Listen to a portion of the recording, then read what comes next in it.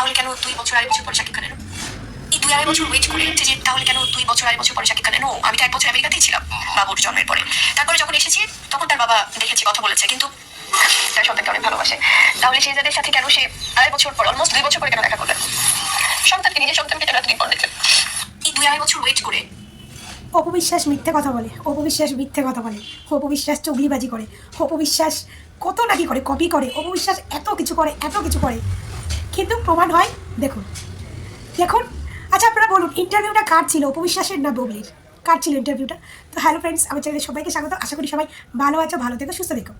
তো আমি কালকে ইন্টারভিউটা দেখেছি। কেন দেখেছি জানো? কারণ যে ছোটো ছোটো ক্লিপগুলো ভাইরাল হচ্ছে না, তো যত কটা ক্লিপ দেখলাম সব কটাই দেখলাম মানে অপু বিশ্বাসকে টোন মেরে কথা, সব কটা ক্লিপে অপু বিশ্বাসকে টোন মেরে কথা। তো তার জন্য কালকে আমি ভিডিওটা দেখেছি, মানে ইন্টারভিউটা দেখেছি। তো ইন্টারভিউটা ছিল কি বলুন তো, ওখানে প্রেজেন্ট ছিল বুবলি, মানে কথা বলেছে সব অপু বিশ্বাসকে নিয়ে, বুঝলেন?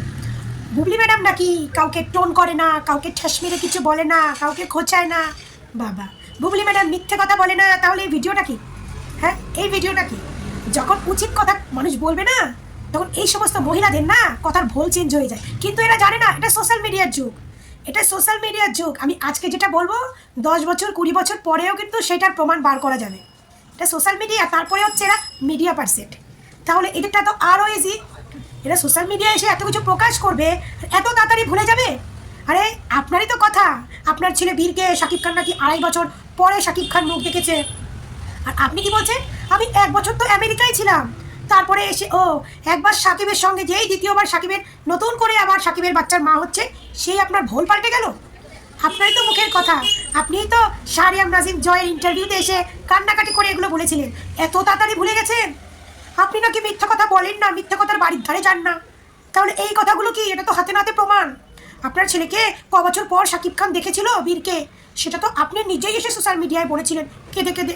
আপনার দুধ কেনার পয়সা ছিল না, আপনার ডাইপার কেনার পয়সা ছিল না, আপনি ইন্টারভিউতে গেছেন কথা বলতে না অপু বিশ্বাসকে শুধু খোঁচা মারতে? কিন্তু কোনো লাভ হলো কি আপনার অপু বিশ্বাসকে খোঁচা মেরে? বুবলি ম্যাডামকে সংবাদ মানে যে দাদাটা মানে উপস্থাপক প্রশ্ন করলো, কংগ্রাচুলেশন আপনি বাচ্চার মা হচ্ছেন, ব্যাস এই প্রশ্নটা করেছে। এক কথাই বললে হয় হ্যাঁ বা না, মুখে যায়, দ্বিতীয় আর কোনো কথাই ওঠে না। কিন্তু ওই ম্যাডাম রচনা শুরু করেছে, মানে অপু বিশ্বাসকে নিয়ে উনি রচনা বলছেন, অপু বিশ্বাসকে নিয়ে। হ্যাঁ, অপু বিশ্বাস মানে নামটা ধরছে না, হিন্দু হয়, মুসলমান হয়, 6 মাস আওয়ামী লীগ, 6 মাস বিএনপি, 6 মাস জামাত, কি কেউ 70-এর হয়ে 90-এর কথা বলে, এরকম অনেক কিছু ব্লাবলা অনেক কিছু বললো, অনেক কিছু মানে উনি বলতে চাইছে ওনাকে নিয়ে সোশ্যাল মিডিয়ায় যে ট্রোলিংগুলো হয় সেটা মনে হয় অপবিশ্বাস করে। শিক্ষিত আফা, আপনি তো ভুলে গেছেন অপবিশ্বাস একটা ইন্টারভিউতে বলেছিল যে আপনার নাম নিতেও তার ঘেন্না করে। হ্যাঁ, সে যদিও 2-1টা উত্তর দেয়, তাকে যখন সাংবাদিকরা প্রশ্ন করে তাও সেখানে যখন সাকিবের নাম থাকে তখন সে উত্তর দেয়, তা না হলে কিন্তু সে কোনো উত্তরই দেয় না, কারণ সে আপনার নাম তো দূরে, তা আপনার কথা ভাবলেই তার ঘেন্না করে, তার মুখে থুতু চলে আসে। আর আপনি তো পুরো ইন্টারভিউতে অপুকে শুরু করলেন আর অপু বলেই শেষ করলেন।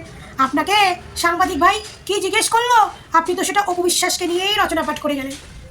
হ্যাঁ, আপনি নাকি চুগলিবাজি করেন না, আপনি এই করেন না, আপনি ওই করেন না, আপনি সেই করেন না।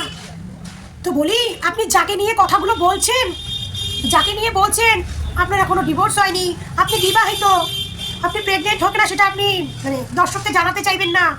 তো বলছি আপনি যাকে নিয়ে কথা বলছেন তাকে দিয়ে তো একবার বলাতে পারেন যে আমি এত টোনের শিকার হচ্ছি, আমাকে লোকজন এত নেগেটিভ কথা বলছে, তুমি তো একটু এসে মিডিয়াতে কিছু বলো, তাইলে তো সব লোকের থোতা মুখ ভোতা হয়ে যায়। একটু তো বলতে পারেন, আপনার সঙ্গে যখন এত ভালো রিলেশন, তাহলে আপনি তো বলতে পারেন একবার শাকিব খানকে, বা শাকিব খানও তো শুনেছে, সোশ্যাল মিডিয়া দেখছে যে আপনাকে নিয়ে লোক এরকম নোংরা নোংরা কথা বলছে, শাকিব খানের বাচ্চা আপনার পেটে, সেই বাচ্চার মাকে নিয়ে নোংরা নোংরা কথা বলছে, কিন্তু শাকিব খান আপনাকে এত ভালোবাসে, দেখুন সে কিন্তু কিছুই বলছে না, সে কিন্তু পেছনে বসে বসে মজা নিচ্ছে, বুঝলেন? কিন্তু আপনি মিডিয়াতে এসে জোর গলায় বলছেন সাকিবের সঙ্গে আপনার ডিভোর্স হয়নি, সাকিবের বাচ্চার মা হচ্ছেন, বাচ্চার মা এটা বলেননি, কিন্তু তার সঙ্গে আপনার ডিভোর্স ইনডাইরেক্টলি আপনি বুঝিয়ে দিয়েছেন হ্যাঁ এটা সাকিবেরই বাচ্চা, কিন্তু যে স্যারের বাচ্চা সেই স্যার কিন্তু মুখ থেকে কিছু বললেন না। আর আপনাকে যখন জিজ্ঞেস করলো যে আপনি বাচ্চার মা হচ্ছেন কি না, হ্যাঁ না উত্তর দিলে হয়ে যায়, আপনি তো ওখানে অপবিশ্বাসকে নিয়ে রচনা পাঠ করলেন, মানে যত রকমের রচনা আছে সব রচনা আপনি ওই যে 1 ঘন্টা কত সেকেন্ডের ভিডিওটা আপনি পুরো মানে ইন্টারভিউটা আপনি সেই রচনাই বলে গেলেন। আর আপনার এই রচনা শুনে আপনার ভক্তগুলো না আনন্দে উল্লাস করছে, আনন্দে উল্লাস করছে। আর আপনার ভক্তরা, আপনি হয়তো ভেবেছেন যে আপনি যে কথাগুলো বলেছেন সেটা হয়তো কারো কাছে প্রমাণই নেই। আরে আপনার ছেলেকে কবে শাকিব খান দেখেছে সেটা তো আপনিই স্বীকার করেছেন। আপনি উপস্থাপক ভাই, এটা ভালো যে আপনাকে মুখে ঝামা বসে দেয়নি। আপনি যদি সেরকম মানে এইখানে যদি শাহরিয়ার নাজিম জয় ভাই থাকতো তাহলে আমার মনে হয় সে আপনার একদম থোতা মুখ ভোতা করে দিতে পারে। ও তো এমনিতে একটু এই সমস্ত চুলকানিবাজি উপস্থাপক। আমার মনে হয় ও এমন আমার প্রশ্ন করতো যে আপনি হয়তো ইন্টারভিউ ছেড়েই বেরিয়ে আসতেন। আপনার দরকার ছিল হয়তো ওর কাছে ইন্টারভিউতে যাওয়া, বুঝলেন? কিন্তু আপনি ইন্টারভিউতে গেছেন শুধু অপুকে খোঁচা মারতে গেছেন, খোঁচা মারতে। শুনুন, অপুকে খোঁচা মেরে আপনার কোনো লাভ নেই। আপনি অপুর প্রতি যা ভালোবাসা তার ভক্তদের, সেটা আপনি কোনো দিক থেকে মানে কমাতে পারবেন না। হ্যাঁ, আপনি হয়তো সাকিবের বাচ্চার মা হতে যাচ্ছেন, কিন্তু শাকিব খান ইম্পর্টেন্ট কোনো ব্যক্তি না, বা এমন হেভিওয়েট কোনো ব্যক্তি না। মানে হেভিওয়েট বলতে সেলিব্রিটি, মেগাস্টার, ঠিক আছে, কিন্তু হেভি পার্সেন্ট বলতে একজন পার্সোনালিটি, তারপর হচ্ছে চরিত্র দিক থেকে ভালো, এরকম কোনো ব্যক্তি না যে শাকিব খানের বাচ্চার মা হয়ে আপনি একদম মানে কি বলে যজ্ঞের ধন পেয়ে গেছেন। হ্যাঁ, আপনার কাছে ওটা যজ্ঞের ধনই, কারণ আপনি তো ওই যজ্ঞের ধনটা পাওয়ার জন্যই তো একটা নারীর সংসারটাকে নষ্ট করেছেন। এই যে সোশ্যাল মিডিয়ায় এসে আপনি এত বড় বড় বাতেলা মারেন না, আপনার কি একটু লজ্জা হয় না? আপনি যখন ঘরে একা বসে থাকেন আপনার কি একটু লজ্জা হয় না যে জনগণ আমাকে এইভাবে নোংরা কথা বলে? সব থেকে বড় কথা, জনগণ আপনার চরিত্র নিয়ে নোংরা কথা বলে, আপনার পেটের বাচ্চাটাকে নিয়ে নোংরা কথা বলছে, আপনার তাতেও লজ্জা হয় না? আপনি জনগণ জানতে চাইছে এখন, আপনি এতদিন জনগণকে আপনার বিয়ের কাবিননামা দেখাতে পারেননি, কিন্তু আপনার ডিভোর্স হয়নি, আপনি এটা নিয়ে বড় কথা বলছেন। এখন জনগণ জানতে চায় আপনার পেটে বাচ্চা কার, তো আপনি এখন স্বীকারই করছেন না যে আপনার পেটে বাচ্চা আছে। কার তো অনেক দূরের কথা, তো সত্যিটা বলতে আপনার বাধে কিসে? আপনি বাচ্চার মা হচ্ছেন, সাকিবের বাচ্চার মা হচ্ছেন, কিন্তু খুব ভালো কথা, ভালো কথা। এটা লোকানো নিয়েছে। লোকায় কখন মানুষ, যখন মানুষ কোনো 2 নম্বরই কাজ করে, যখন কোনো নোংরা কাজ করে, বা সেই কাজটা যখন সেই মানুষটা নেগেটিভভাবে করে, তখন সে লোকায়। তার মানে আপনার এর মধ্যে কোনো তো গল্প আছে। গল্প না থাকলে তো আপনি নিজেকে শিক্ষিত দাবি করেন, তাহলে শিক্ষিত মেয়ে হয়ে আপনি এই ভুল কাজ করতে পারেন না। তবে কি বলুন দেখ ম্যাডাম, জোর করে আপনি কারোর কাছে শুতে পারবেন, জোর করে আপনি কাউকে নেশা করিয়ে তার ভালোবাসা পাবেন, কিন্তু প্রকৃত সম্মানটা আপনি কোনোদিনও পাবেন না। আপনি সাকিবের সঙ্গে দ্বিতীয়বার কী করে বাচ্চার মা হয়েছেন সেটা সবাই ধোঁয়াশার মধ্যে। আজ নাও কাল প্রমাণ তো হবেই, আজ নাও কাল প্রমাণ হবেই। বা সাকিব খান যদি আপনাকে ভালোবেসে আপনার কাছে যায়, তাহলে সাকিব খান আপনাকে তার বাড়িতেও মেনে নেবে। তো সেটা দেখার জন্য আমরাও বসে আছি যে বাচ্চাটা হওয়ার পরে একটা তোর একটা রিয়াকশন আপনাকে দিতে হবে। এই বাচ্চা কার, বাচ্চার বাবাকে, তখন আপনি কি বলেন বা ওই সাকিব খান কি বলে, ওই কথাটা জানার জন্য দর্শক বসে আছে।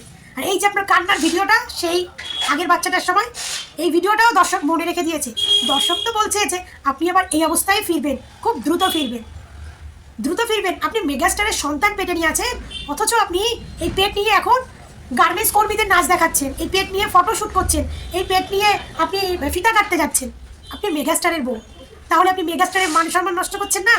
আর আপনাকে মেগাস্টার বলেছে সিনেমা ছাড়ো, বাচ্চার মা হলে সিনেমা ছাড়ো। তো আপনাকে যখন বারণ করেছে শাকিব খান সিনেমা করতে, তাহলে আপনি এই কাজগুলো কেন করছেন? শাকিব খান সিনেমা করতে বারণ করেছে, ফিতা কাটতে, গার্মেন্টস কর্মীদের নাচ দেখাতে, ফটোশ্যুট করতে, এগুলো করতে বারণ করে নাই, শুধু সিনেমা করতে বারণ করেছে।